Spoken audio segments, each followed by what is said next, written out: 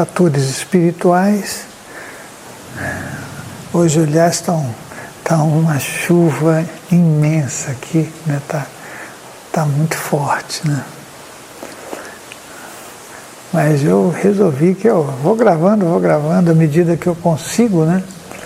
Na verdade, as gravações que eu faço são para aproveitar o tempo, né? Aproveitar, aliás, o corpo. Essa é a grande realidade.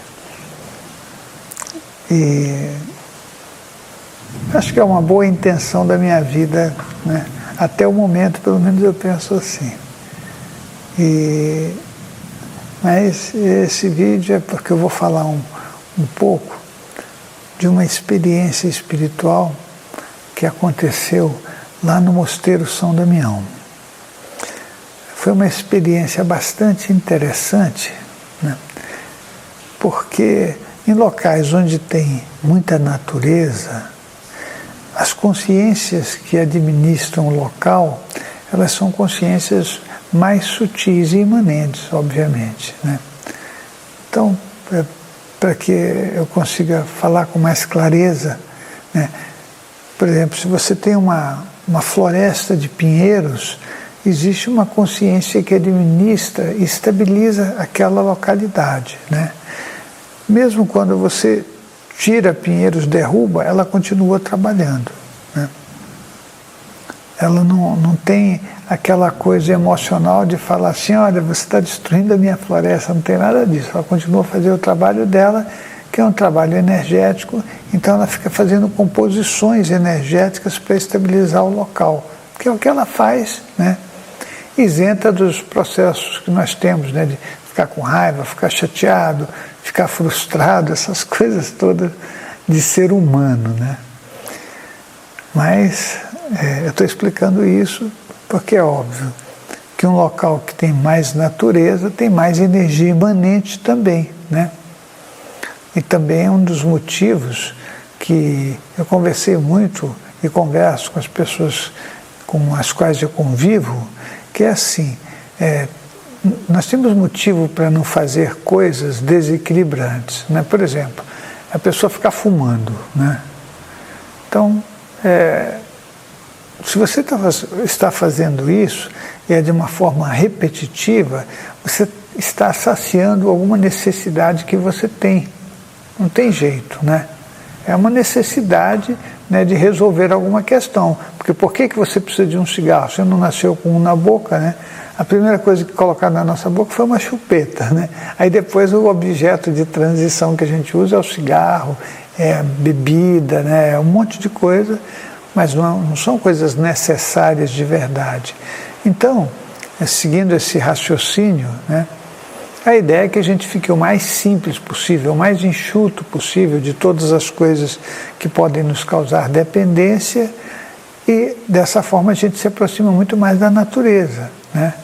Mas não é para ficar inventando coisas, né? Não é para ter surtos naturebas, não é nada disso.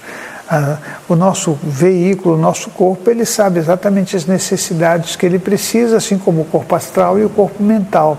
Eles são projetados com uma tecnologia absolutamente sofisticada que nós não temos nem condições de entender na atual situação que a gente vive. Mas a questão toda do que eu estou falando é que eu vou contar um acontecimento, né? Eu estava andando, né? Tem uma estrada que as pessoas já conhecem, né? Que foi uma estrada de pedra que nós construímos ali, carregando pedra por pedra, ainda bem, né? Acho que a gente tem que agradecer tudo, todo esforço tem que ser agradecido. E até porque quando você faz isso, você abre os teus chakras, porque é uma questão de se o agradecimento é sincero, né? Ele é uma verdadeira bênção energética para a gente, né? Mas aí eu estava andando com uma outra pessoa, né? E no local em que a gente estava passando, tinha uma atividade consciencial, energética, que eu estava observando, né? E aquela eram consciências que estavam estabilizando um local, né? E a gente foi se aproximando. O que acontece é que no momento exato em que nós atravessamos essas consciências, A pessoa que estava comigo sentiu um profundo vazio que ela não entendeu o que era, né? E ela falou: nossa, Moisés, eu estou sentindo um vazio que está desaparecendo, mas foi muito forte, né? E por um instante eu senti um pouco de angústia, né? Mas existia uma felicidade também que ela não conseguia entender direito, e ela de repente deu uma coisa nessa pessoa. Ela falou assim: parece que eu atravessei alguma coisa, né? Ela ficou com essa sensação clara de que teria talvez atravessado alguma coisa de energia. Eu falei para ele o seguinte, falei: olha, nesse momento que você atravessou eram consciências da natureza que estavam estabilizando aquele local, né? E elas estabilizam de uma forma muito engraçada, não tem ninguém parado, jogando energia, não. Elas ficam tremelicando no local, né? E é uma coisa até que seria muito bacana, se um dia eu conseguir fazer isso, com o que eu posso enxergar, é colocar isso num desenho, né? Mostrando exatamente o que eu vejo. E ele falou: puxa, mas eu senti um vazio. Sim, é óbvio, quando você passa por consciências que estão num nível de linearidade muito alto, né, você vai mudar o teu padrão momentaneamente, né? E essa mudança pode te dar uma sensação de vazio, porque você pode sair momentaneamente dos chakras emocionais, que são energias densas e te enchem, te preenchem, né? A gente aqui não percebe isso, mas de repente você sente aquela... É uma primavera energética, só que a gente não consegue manter, né? E aí ele voltou para uma sensação de angústia por causa da diferença, né? Da energia linear para uma energia mais conturbada, que é o nosso dia a dia, que a gente está acostumado, né? E acha que até acha às vezes que isso é paz, né? Mas é que a gente não conhece de verdade uma situação de paz. E ele falou: puxa, interessante isso, né? Porque foi uma coisa muito forte, né? E depois nós ficamos conversando sobre o assunto, porque ele ficou muito interessado, porque em algum outro momento ele teve a mesma sensação ao caminhar no meio daqueles locais muito vitalizados por energia imanente, né? E foi uma coisa desse jeito, né? Nós sempre ficamos com a ideia de, quando acontece isso, que se a gente passar no mesmo lugar, pode acontecer de novo. Na verdade pode, mas pode também não acontecer, né? As consciências não ficam paradas esperando a gente, elas vão trabalhando e estabilizando e caminhando e voltam e vão, né? Elas não têm uma coisa sequencial humana, né? Então foi uma experiência bacana de espiritualidade, né?